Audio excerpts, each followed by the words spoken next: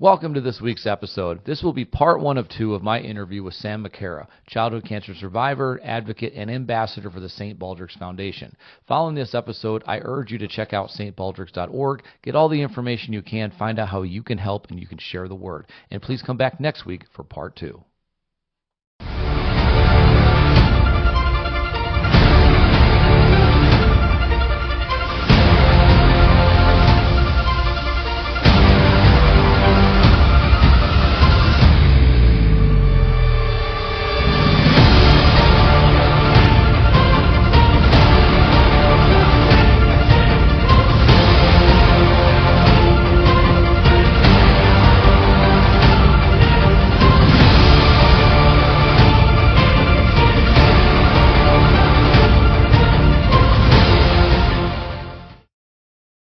Welcome back to the Childhood Cancer Perspective, and thank you all so much for sticking with me as I continue to detail our journey and connection to the pediatric cancer community, as well as interview and tell other stories, as well as also organizations that are dealing with the pediatric cancer community as it relates to research and funding and awareness. One connection that I was able to make throughout this journey of interviewing organizations was the St. Baldrick's Foundation. And I'm actually kind of surprised, to be honest with you, with the amount of people that don't know who they are until I say, it's just that the ones that shave their heads, and then it rings a bell and they can remember it. But another awesome thing that I'm able to do now is interview survivors and younger people that are making a life and a pathway out of raising awareness for pediatric cancer, for funding and research, when they're just supposed to be out there being a kid and living their lives, but they've chosen to make this a path, which is amazing. So today I have with me, my guest is Sam, a pediatric cancer survivor, as well as an ambassador for the St. Baldrick's Foundation. So I will turn the floor over to you to introduce yourself, and we'll go from there. Yeah. Hi, I'm Sam Macarah. When I was 17 in January of 2021, I was diagnosed with leukemia. It's called acute promyelocytic leukemia. The one I had is pretty rare, but pretty treatable.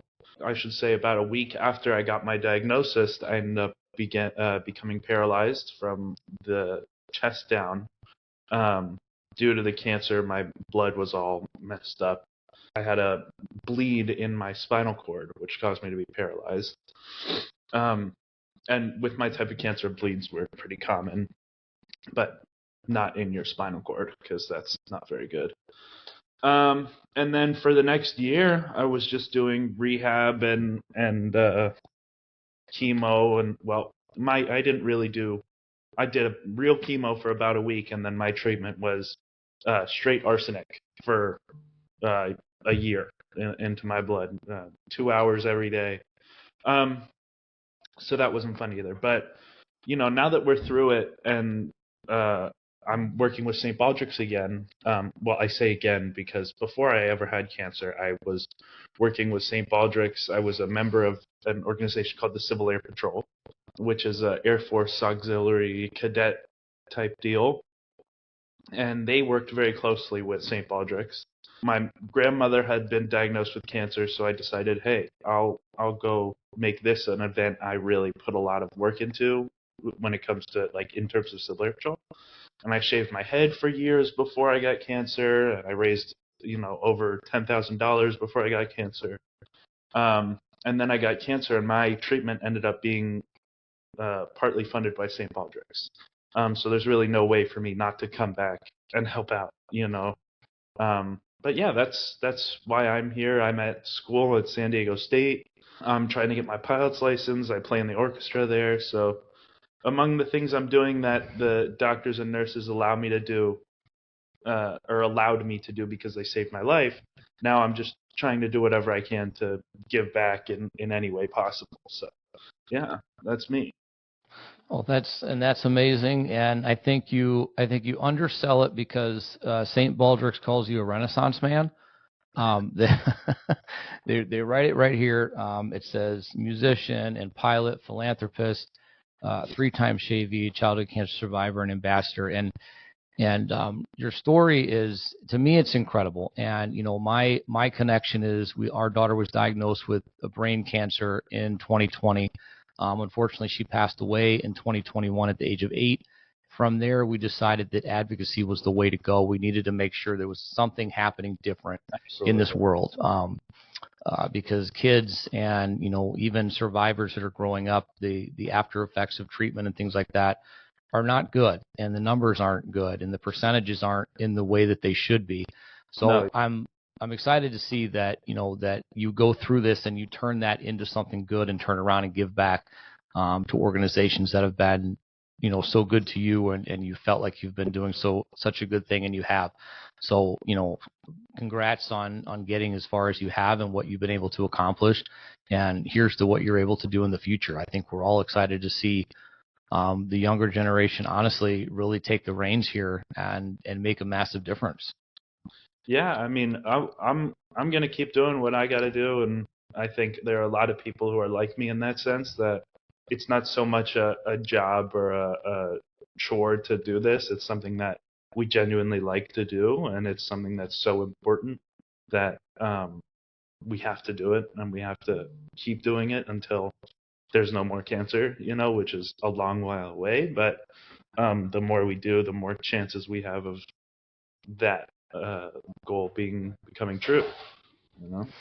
Absolutely. I 100% agree. So talk about the types of things that you do for St. Baldrick's as an ambassador. For St. Baldrick's, most of the stuff I do is like this. I do interviews, or I recently, or actually something that I did that was really cool recently was we went to, it wasn't necessarily just for St. Baldrick's, it was for the Childhood Cancer Association, but I was sent there by St. Baldrick's. Me and my dad, we went to Washington, D.C. to lobby in Congress for more funding, which was really, really cool. I've never gotten to do anything like that or go into the Congress building or anything like that. So that was really cool. But the thing that really struck home about that experience was my story at least, was the only. So let me rewind a little bit. You went around to your senators from your state and all that, and the California delegation was huge. So we split up into two teams, but in our two teams, I was the only real survivor story, which really hit home to me. Most of the other stories were bereaved parents or, bereaved loved ones. There was no real aspect of people coming at it with a positive story. So that was something that really kind of struck a chord with me, because my whole story is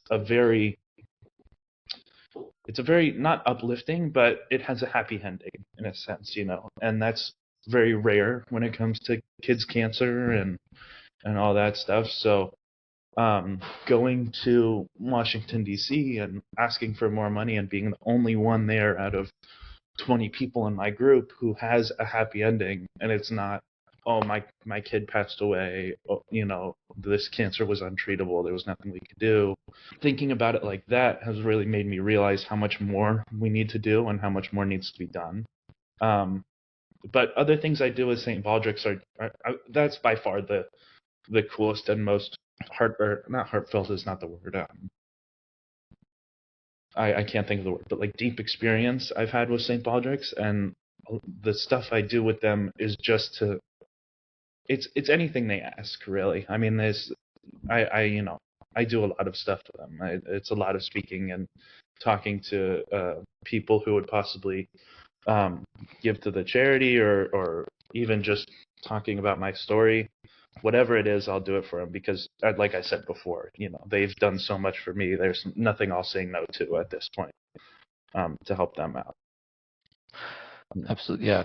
And I think the sharing the story, I think, is the biggest part of everything that, as advocates or ambassadors, things like that, it's the biggest part of what we do, because sharing the story, hearing the stories, and they're not all happy endings, right? There's a lot of bad, there's a lot of good, and childhood cancer is way more than what you see on a commercial. And we like to call them commercial people on here. I don't like to call anybody out, but it's way more than what you see on that everything that shows every single day on every TV network. And there's a lot of behind the scenes things that happen, and there's a lot more bad days than there are good days in some aspects. And so it's good to have the stories. I think the survivor stories are amazing. I think they're great to listen to. And I absolutely want to hear more of it. And unfortunately, in our position, a lot of people don't like to share them with us because they feel like it's why me and not you type of thing. It's a survivor guilt type of situation. And to me, I've said it before, it breaks my heart to hear anybody say that they have survivor's guilt because you didn't do anything wrong. Right. You ended up at a different path than some people, and treatments are different, and when you catch it is different, and the hospital, the area, everything, all the aspects come together and make a difference, right? Yeah. There's no way to really understand how it's going to end up, but for you surviving this and beating this and taking this path, that's amazing. But everybody's story is absolutely important. So that's awesome that you got to do that. Being able to go to DC, or like for us going to Madison and going to the Capitals and walking in these doors and saying, you're going to listen to what we have to say because it's important. Yeah. And the crazy part about doing that whole experience was I had never really spoken about my story or cancer with a group. It's most of the time just been like an interview like this where I'll speak about my story, answer questions, and um, move on. But when we went to DC, I was surrounded by this group of, it was mostly bereaved mothers, but they were the strongest people I've ever met in my life. And I felt like I didn't even really have to do anything. Like the people that I was there with, they were there with the LLS or whatever it was, leukemia, lymphoma, since and I just met them, but they were charging in there, they were doing their talking, they were dropping all these facts and statistics and why they needed to give more money to cancer, and then I would just sit there and be like, yeah, I had cancer. You know what I mean?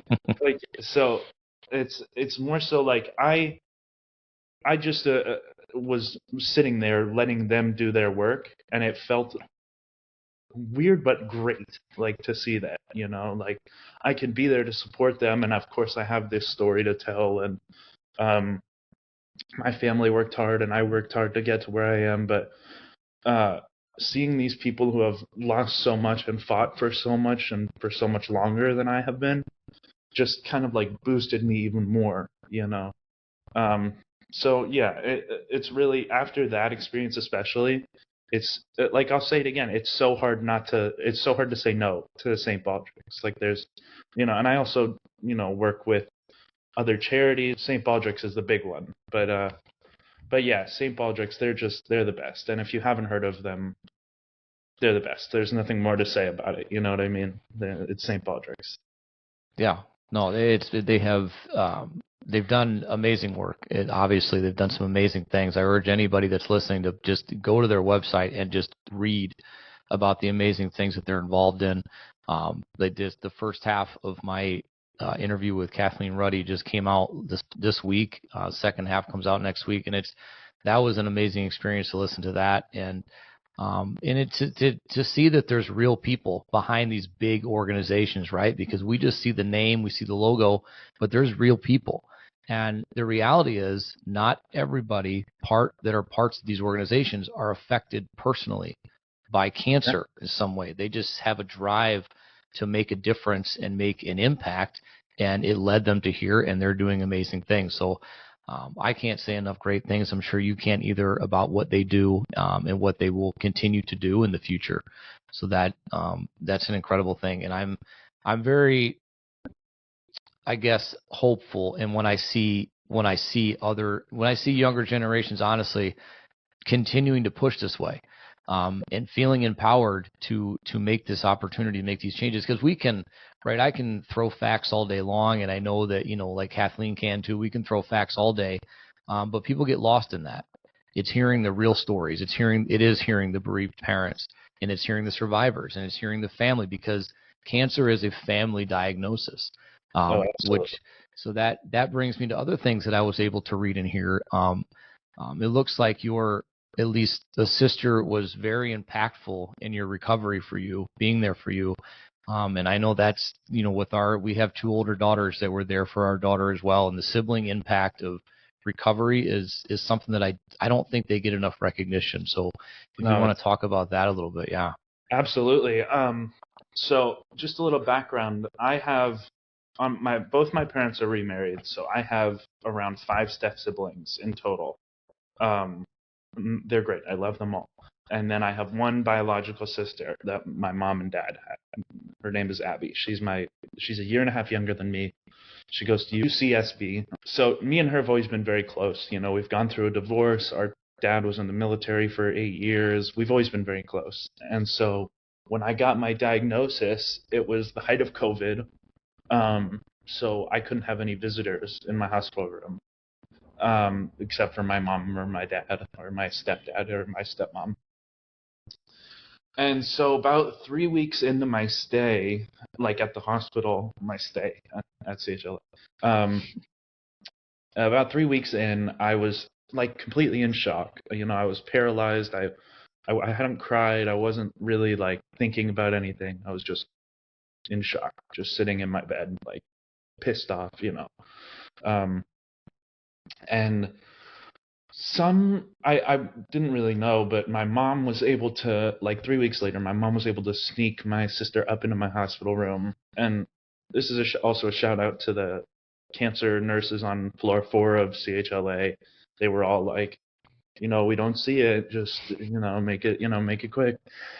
And they let my sister come up and hang out for a little bit, and that was the first time I cried the whole time I was at CHLA. And then after that, I cried for about 3 days, like just straight, just letting all the emotions out. You know, just being able to see my sister and like talk to her and realize like I actually got to try and get better so I can like have fun with my sister again and do all the things I love. Like it was really an awakening, in a sense, an emotional awakening for me in that time.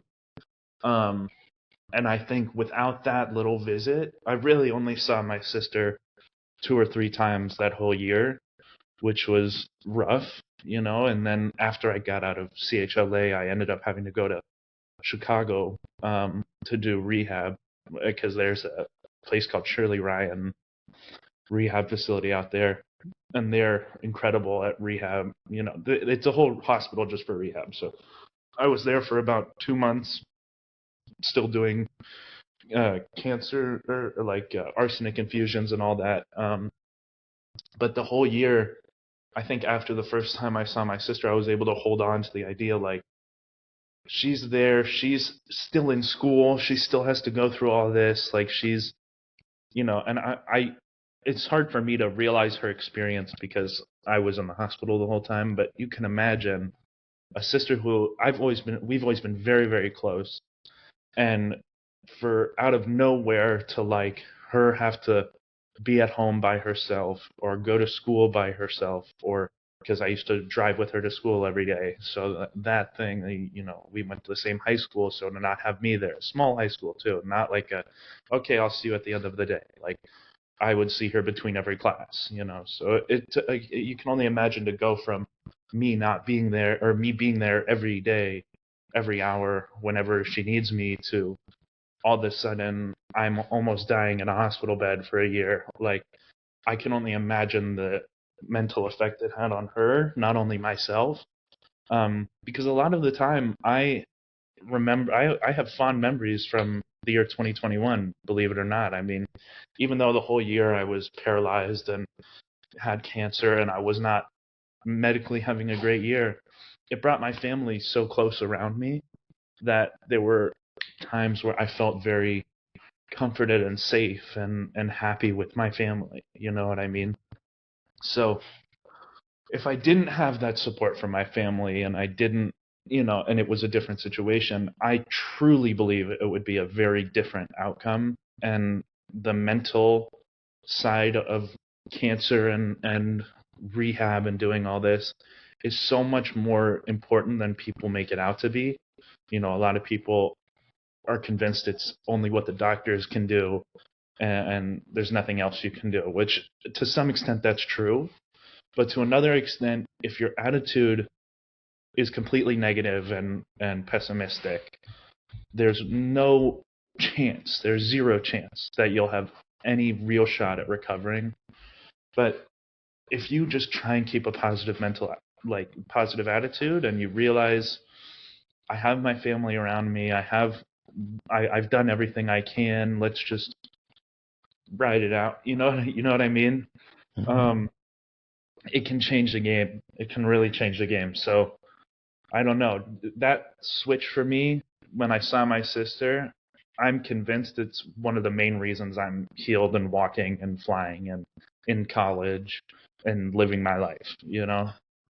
So yeah, the sibling aspect of this whole thing is huge, especially in children's cancer. I would 100% agree with that. Yeah. Yeah.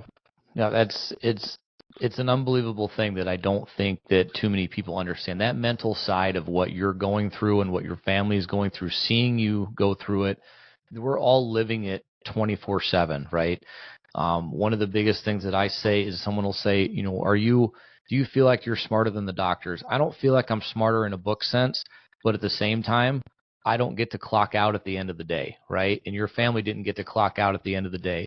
And they dealt with it along with you. You dealt with the physical side of it, but the mental aspect of what you're going through and what happens to you and your body and all this through cancer treatments is tough, and it's definitely not focused on enough. I know that having our daughter home made a big difference in how she recovered and how she felt after chemos and how she felt after she had a seizure. Like, it's when she was home, she was speaking, she was happy, she was smiling. We were in the hospital, she couldn't wait to get away.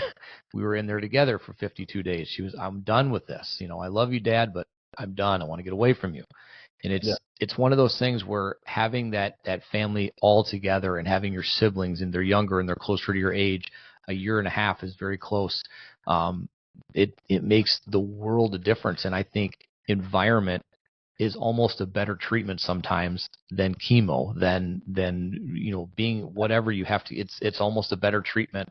Send me home. Let me go home and recover and feel better and be in my own environment and be around people I love and things I know, and not hearing beeping machines all day long and people coming in every hour to mess with me. And Right. it's a huge aspect of it. So Yeah, and I'm like on that point. Being in the hospital and all that is a very different ball game from like outpatient recovering and doing all that. So like what you're saying, recovering at home over, it can sometimes do more. I remember I was only home for about a week or maybe 2 weeks before I went from the hospital to Chicago.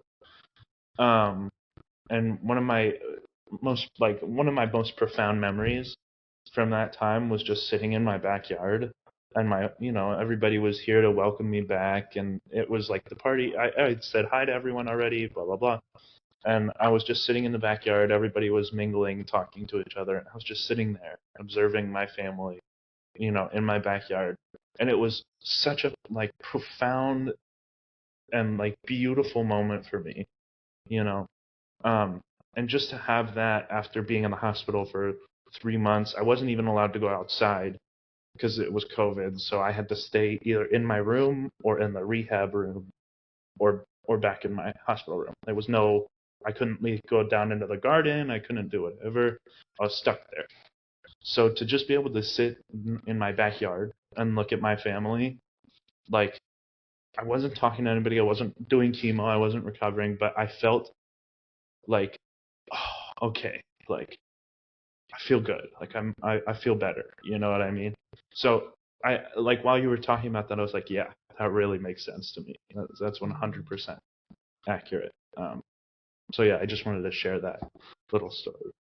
no, I think that's those amazing things that again, I would love for people to hear more of, because there's little things that I think now, and especially as me being a 43-year-old adult, like the things that we take for granted every single day, the Yeah. things that we go out and the things that we get upset about or get angry about, or decide that we're going to make an angry post on Facebook about.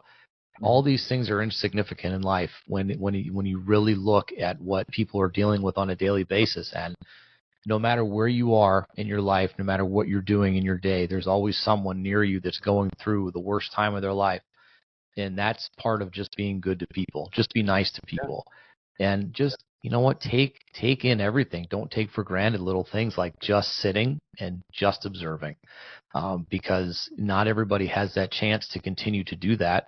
And that isolation's a big thing anyway, going through cancer treatments. COVID was a real pain in the ass, honestly. It put us all inside of boxes for almost 2 years and said you can't do this, that, and the other. And especially if you're going through these treatments, absolutely not. You are cut off from the world. Yeah, it was. COVID did not make it any easier. We'll say that. Yeah, it definitely didn't. Is with the treatments or with, again, with, you go back to the visitor style of it. You got one person that can be there or nobody, and it's so you're locked off from the world. So it's just imagine being, it's basically solitary confinement. They say that that's cruel and unusual, but then you're in a situation where you can't get away from it. That's the only way that you're going to survive. Yeah, and I mean, for me too, I even had it better than a lot of the kids I would see at CHLA. I mean, I grew up with a large family who was always here. There are 5 kids in this house. They're not, mostly in college now, but at the time there were 5 kids in the house who were in high school, and there were 2 parents, and plus all our extended family lives in LA. So it wasn't like, I didn't have whatever. That's not the point. The point is, on the floor, I would see kids in a much worse off situation who didn't have any visitors because their parents had to work or whatever it was. It's like, even in my situation that was pretty dire and not that great, there's always something worse that could happen. There's even if you're already at like the worst possible thing you can imagine, there's always something worse. So like seeing and I think that's another thing that like led me to want to do, what I'm doing now, like these interviews and work with St. Baldrick's and Make-A-Wish or LLS, whatever it is. Seeing that on the same floor and seeing like these kids who didn't have anybody to come visit them, or they were just sitting there by themselves, pissed off, angry, sad, annoyed, just in their hospital room. The nurse would come in every few minutes. That really sucked to see that. So me and my dad now, he was in the military for 8 years. He now is a principal of middle school through high school on an Indian reservation in Arizona, which is very cool. He loves his job. He's very, very good at it, very good with kids. He's such a compassionate guy. And me and him, he started bringing in cartons of root beer, like with different root beers, because I love root beer. And we'd start spreading it out to the nurses and the kids and all that. And I think once we did that, that's what made me and my dad and my family really realize, like, okay, we got to like try and help. We got to do something to stop this, because it's brutal. It's really, really brutal. And no kid deserves it. I mean, I went through it when I was 17, and I have already had some life experience, so I was able to rely on my family and, have a positive attitude and get through it. But these kids are 8, 4, 5, whatever. They're young. They shouldn't be having to deal with this. And it's like, it's not fair to them. It's not fair to everybody else who loves them. So all we got to do is fight it. We just got to do what we can and get it done.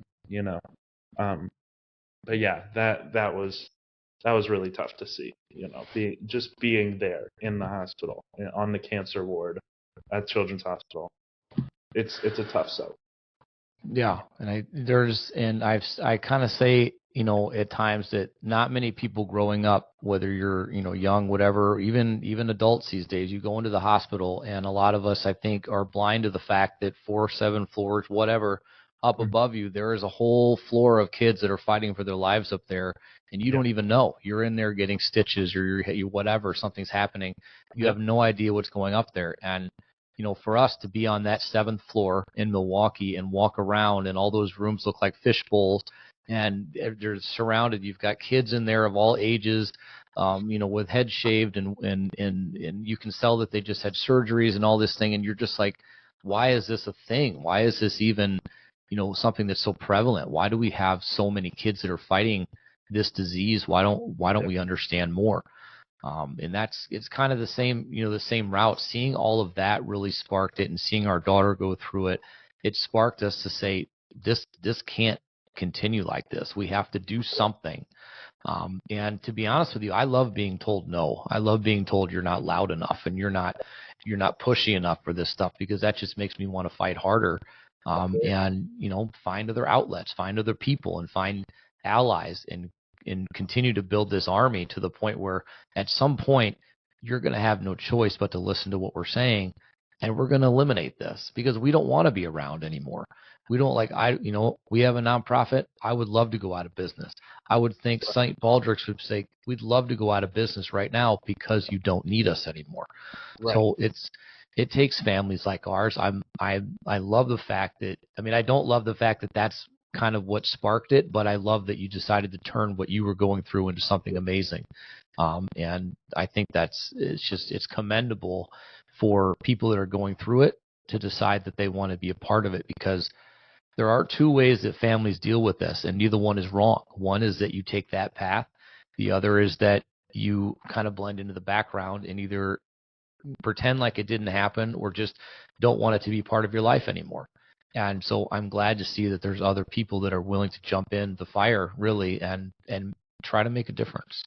Yeah, and it's been so nice for me, especially, I'm a 20-year-old guy. I'm in college. I just finished my sophomore year. Other than this, mental trauma and all that has gained me, what I like to say, I have a solid bit of life experience because I survived cancer. But going around, and this is something that's been so nice for me, is meeting new people who also have been in this fight for years and have done so much, and there's no sense of so growing up, I used to play a lot of sports, and you'd always feel a sense of oh, this guy's been playing a lot longer, so he feels like he's a little better, and he'll mess with you, he'll do whatever. I played lacrosse, that's what I did. Yeah, never mind. The point is that every time I've met someone in a higher up position in these nonprofits like St. Baldrick's, I've met Kathleen several times, and the thing about that is she's the CEO of this huge company that works tirelessly to stop kids' cancer, and she could not be a nicer person. She could not be more welcoming and more open to any questions I have, anything I need from her or anybody on the team from St. Baldrick's, for that matter. I've yet to meet a person in this fight who is not just a genuinely good person, and that's something that's so refreshing for me, growing up in a world that's crazy. There's always bad news, always news about crazy, corrupt people, whatever it is. Being able to meet genuinely nice people who want to help has been so positive and refreshing for me and my family that there's really no way we can say no. There's no way we can say, oh, that's okay, we're gonna just go do our own thing now. It's impossible. So if I'm at school, wherever it is, just because of the people I've met and what they've done for me, there's no hint of jealousy or animosity or anything towards anybody now. It's more so just yeah, what can I do? Let me know, and that's the place where I feel is the most conducive to being able to fight this fight. You know what I mean? Just where you're able to say, yeah, what do we got to do? I'm here. I'm ready to go. You know what I mean?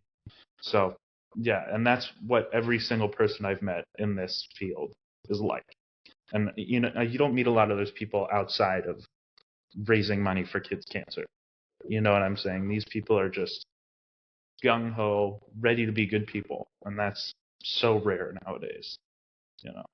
Yeah, it is. To find, when you get into larger organizations or corporations or things like that, number one, generally speaking, you're never going to talk to the person in charge because they're out of reach. But like you said, Kathleen, There we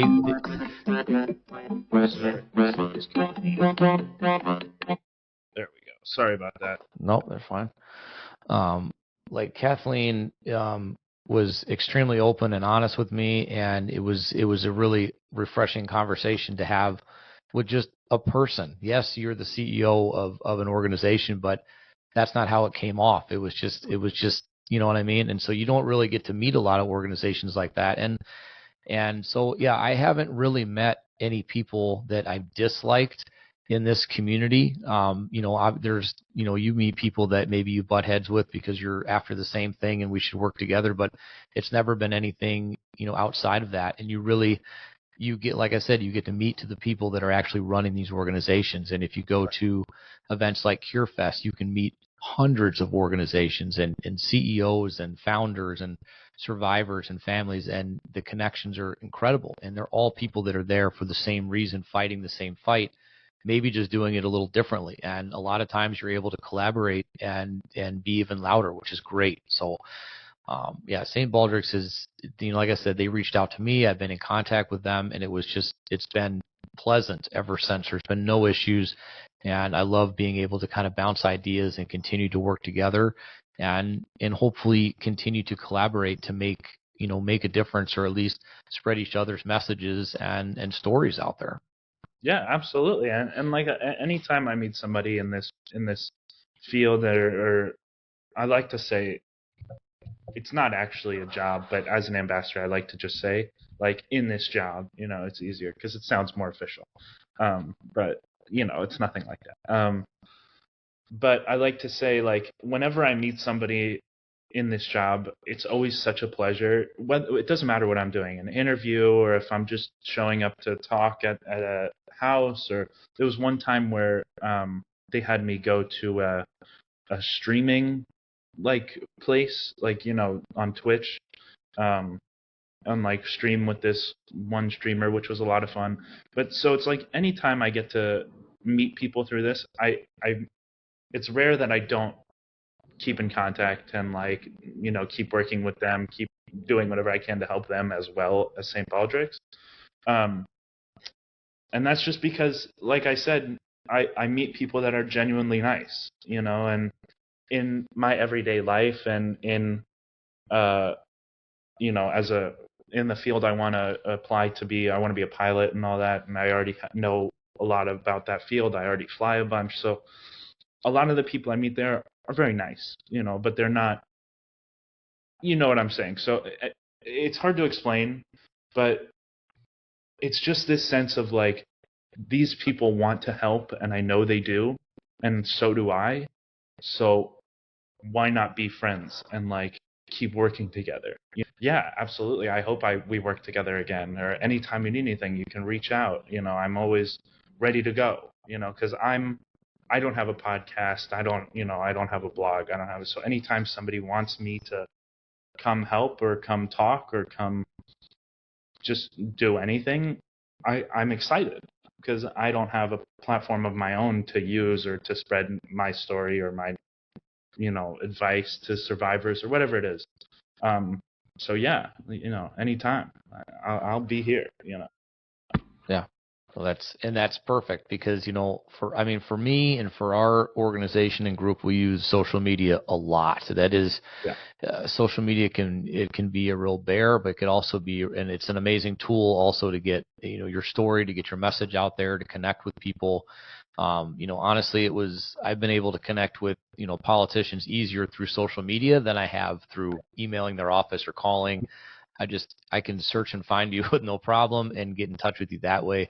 The podcast, it was always like, okay, it's another avenue, right? It's another opportunity to reach a different group of people. We are, I don't want to say huge, like I'm building myself up, but we're big advocates on TikTok and on Instagram and social and Facebook, and we do what we can to get the message out there. And it's a big thing for us to really say that we don't consider anybody that we meet in this community to be friends. We consider them all family, and family that we would go to the ends of the earth for, no questions asked. And tell your stories, be there for you, for your successes, for your victories, be there for you in the unfortunate circumstance that your child passes away. We're there for you, whatever you need. My phone number, my information is public, and everybody knows that. And if anybody needs to reach out or just wants an ear to listen to, I'm here. So it's the same thing, and it's an amazing thing that you're able to do. I would love to have people reach out and say, hey, come speak at our event, come do this. Not because I think I'm good, but because I think I have something to offer. And the more people we're able to get into that space, the better we're going to be. Having big names out there doing that kind of stuff is wonderful, but the real true stories and the real people behind it is what makes the best impact. Yeah, 100%. I agree. So to be honest, when I was reading this, the thing that they did, the write-up at St. Baldrick's and stuff like that, I wanted to ask you a question specifically about something that was brought up in a previous podcast that I did with with a mother. Mm-hmm. And I wanted to ask you your thoughts on it. And again, everything is at a comfort level of you, talk about it the way you want to. And if I read too much into it, again, you can tell me whatever you want. Yeah. And it has to do with doctors kind of stating things that maybe they shouldn't state, or maybe saying things, I guess, for lack of a better way to put it, putting your foot in your mouth, or false hope, however you want to put it. You mentioned, or it says that an oncologist with decades of experience, right, had said that the treatment was going to be very rough, but after that, you'd probably be okay and you'd have a good story to tell. Mm-hmm. Do you think, number one, was he right, or were they right? And number two, do you really think, is that an appropriate thing to say to somebody that, you'll be fine, as if they can predict the future? Right. I mean, it's definitely hard. The oncologist you're referring to is actually, he was a very nice guy. I, didn't have any issues with him. There was no, like, even after whatever, I never felt like any problems with him. But I see what you're saying about that. The more so the issue I had with that was when we first got there. And he told me, all right, you'll be doing your treatment for a month and a half. You'll be here for a month, and then we'll let you go, and you're good. My problem with that wasn't so much that he was optimistic about me leaving. It was more so that I didn't leave after a month. I ended up staying for 3 months because a week after that I got paralyzed, and then I had to go do this rehab unit, and I had to do all this. So it's not so much. And by the way, it's so hard for me to be angry with doctors or angry with nurses at this point, because they saved my life and they've done so much for me. So this is not coming from a place of like, oh, how could you say that? That's so messed up. Like, what, It's more so like, I get you want to make me feel better. I get that. And I'm not a doctor. I'm not going to try and coach a doctor or anything. But I actually really do like this question for another instance. Because that when the oncologist said, oh, we'll do a month and you'll be fine, that kind of just blew out of my mind, because that was the first week out of a year that I was completely, you know what I mean? So there was another instance where that dealt with my legs and paralyzed, and we actually were told, or my parents were told, that I would never walk again, which that did. I mean, obviously I didn't, at the time, I wasn't like, whoa, hey, why'd you say that?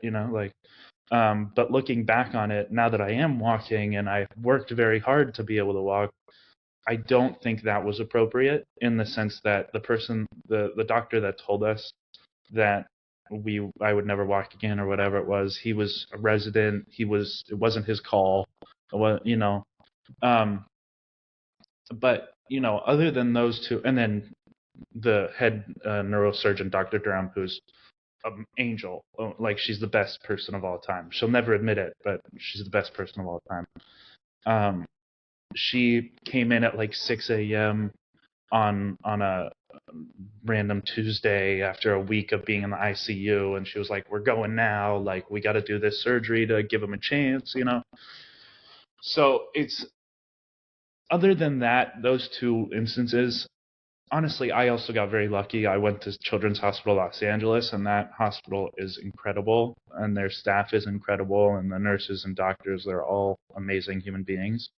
But I have heard a lot of stories from other hospitals and other people of having issues with doctors and bedside manner and all that. I personally, I can't speak on the subject, just because most of my experiences are overwhelmingly positive with doctors and nurses. And I think it should be. I think it should be like that. And I have the utmost respect for anybody in that field. But yeah, the only issue I'll say with the doctor was that one instance where they said I never walk again to my parents. That was a little uncalled for. I'd say we're going to do our best to give you a shot, or something like that, but you're never going to walk again. It's a bit much, going in. But yeah, other than that, I've only had good experiences, and I only have overwhelmingly positive things to say about the people that took care of me and everybody at CHLA who I still see for checkups and whatever. I just, from a perspective of a survivor, there's no way I could sit there and have any bad feelings towards the people that saved your life.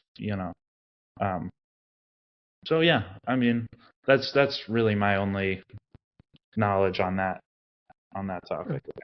Yeah. No, I think that's perfect. And again, I don't there's no disrespect towards any of these Right. doctors, oncologists, things like that. And I think, you hit one point that kind of matches up with something that, we're referring to. Like when we were first in the hospital, the neurosurgeon came in, he said, I know what this is. I know exactly what this is, but I'm not going to say anything until pathology comes back. That's the right answer. Right. But another experience with another family is I bet my medical license right now that once you're done with your treatment, this cancer will never come back. That's bad. Right. That should not be said. And then there was, another one. It's, we know exactly what this is. We know how this is going to react. Let's, giving that positive of we're going to give the best shot or we're going to give it everything. That's perfect, right? Don't give in that. And that was perfect. And what the doctor said was perfect. And so again, no disrespect to them. I think that when it comes into it, it's like, it's going to be tough. It's going to suck and you're going to be great.